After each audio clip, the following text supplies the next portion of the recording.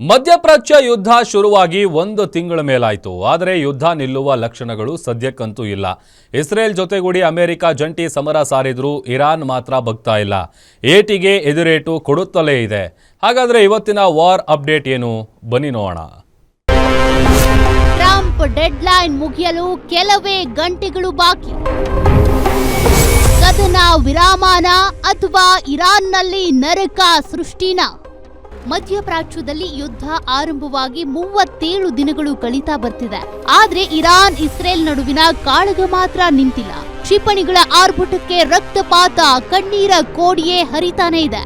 ಈ ಯುದ್ಧ ಈಗ ಮತ್ತೊಂದು ರಣರೋಚಕ ಹಂತಕ್ಕೆ ಬಂದು ನಿಂತಿದೆ. ಇರಾನ್, ಇಸ್ರೇಲ್, ಅಮೆರಿಕ 3 ದೇಶಗಳಿಗೂ ಮಾಡು ಇಲ್ಲವೇ ಮಡಿ ಎಂಬಂತಾಗಿದೆ. ಯಾಕಂದ್ರೆ ಅಮೆರಿಕ ಈಗ ಇರಾನ್ಗೆ ಕೊಟ್ಟ ಅಂತಿಮ ಹಂತದ ಡೆಡ್ಲೈನ್ ಮುಗಿತಾ ಬರ್ತಿದೆ. ಹಾರ್ಮುಜ್ ಜಲಸಂಧಿ ಮುಕ್ತಗೊಳಿಸದಿದ್ರೆ ವಾರ್ ಮತ್ತಷ್ಟು ಘನಘೋರವಾಗುವ ಎಲ್ಲಾ ಲಕ್ಷಣಗಳು ಕಾಣ್ತಿವೆ. ಅಮೆರಿಕದ ಎಚ್ಚರಿಕೆಗೂ ಬಗ್ಗದೆ ಇರಾನ್ ರಣಾರ್ಭಟ. ಇಸ್ರೇಲ್ ಪ್ರಧಾನಿ ಬುಡಕ್ಕೆ ಬಿತ್ತು ಇರಾನ್ ಬೆಂಕಿ. 48 ಗಂಟೆಗಳ ಒಳಗೆ ಹಾರ್ಮುಜ್ ಜಲಸಂಧಿಯನ್ನ ತೆರೆಯಬೇಕೆಂಬ ಟ್ರಂಪ್ ಅಂತಿಮ ಎಚ್ಚರಿಕೆಯನ್ನ ಇರಾನ್ ತಿರಸ್ಕರಿಸಿದೆ. ಅಸಹಾಯಕತೆ ಮತ್ತು ಭೀತಿಯಿಂದ ಅಮೆರಿಕ ಬೆದರಿಕೆ ಹಾಕ್ತಿದೆ ಅಂತ ಇರಾನ್ ಸೇನೆ ಅಬ್ಬರಿಸಿದೆ. ಅಮೆರಿಕದ ಯಾವುದೇ ವಾರ್ನಿಂಗೂ ತಲೆಕೆಡಿಸಿಕೊಳ್ಳದ ಇರಾನ್ ಶತ್ರು ರಾಷ್ಟ್ರಗಳ ಮೇಲೆ ದಾಳಿ ಮಾಡ್ತಾನೆ ಇದೆ. ಇಸ್ರೇಲ್ ಮೇಲೆ ಇರಾನ್ ರಣಭೀಕರ ದಾಳಿ ಮಾಡಿದ್ದು 53 ಸೈನಿಕರು ಬಲಿಯಾಗಿದ್ದಾರೆ. ಇಸ್ರೇಲ್ ಪ್ರಧಾನಿ ಬೆಂಜಮಿನ್ ನೆತನ್ಯಾಹು ಮನೆ ಮೇಲೆ ಅಟ್ಯಾಕ್ ಮಾಡಿದ್ದು ಕಾಂಪೌಂಡ್ ಬಳಿ ಬೆಂಕಿ ದಗದಗಿಸಿದೆ. ಇತ್ತ ಇಸ್ರೇಲ್ ಕೂಡ ಭಯಾನಕ ದಾಳಿ ಮಾಡಿದ್ದು ಇರಾನ್ನ ಪೆಟ್ರೋಕೆಮಿಕಲ್ ಧ್ವಂಸವಾಗಿದೆ.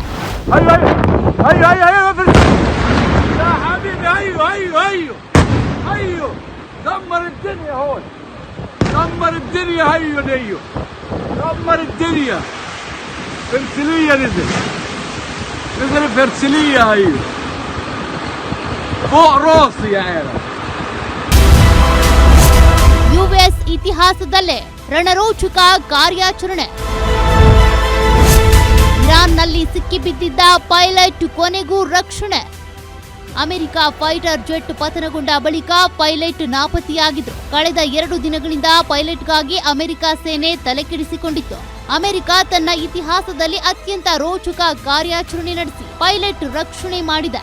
ಇರಾನ್ ನೆಲದಲ್ಲಿ ಬಿದ್ದ ಪೈಲಟ್ ರಕ್ಷಣೆಗಾಗಿ ಅಮೆರಿಕ ಹರಸಾಹಸ ಪಟ್ಟು ಡಜನ್ ಗಟ್ಟಲೆ ವಿಮಾನಗಳನ್ನ ಹಾರಿಸಿ ನೂರಾರು ಯೋಧರು ಕಾರ್ಯಾಚರಣೆ ನಡೆಸಿ ಪವಾಡ ರೀತಿಯಲ್ಲಿ ಪೈಲಟ್ನ ರಕ್ಷಣೆ ಮಾಡಿದ್ದಾರೆ.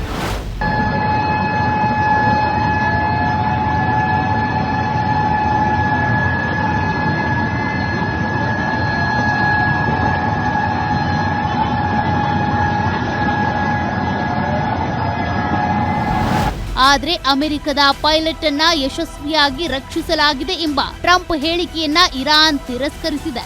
ರಕ್ಷಣಾ ಕಾರ್ಯಾಚರಣೆ ವಿಫಲವಾಗಿದೆ ಮತ್ತು ಅಮೆರಿಕದ ವಿಮಾನ ಹಾಗೂ ಹೆಲಿಕಾಪ್ಟರ್ ಅನ್ನ ಹೊಡೆದುರುಳಿಸಲಾಗಿದೆ ಅಂತ ಇರಾನ್ ಹೇಳಿಕೊಂಡಿದೆ. ಅದಷ್ಟೇ ಅಲ್ಲದೆ ಭಸ್ಮವಾದ ಯುಎಸ್ ವಿಮಾನದ ಅವಶೇಷಗಳ ಸಾಕ್ಷಿ ಸಮೇತ ವಿಡಿಯೋ ಬಿಡುಗಡೆ ಮಾಡಿದೆ.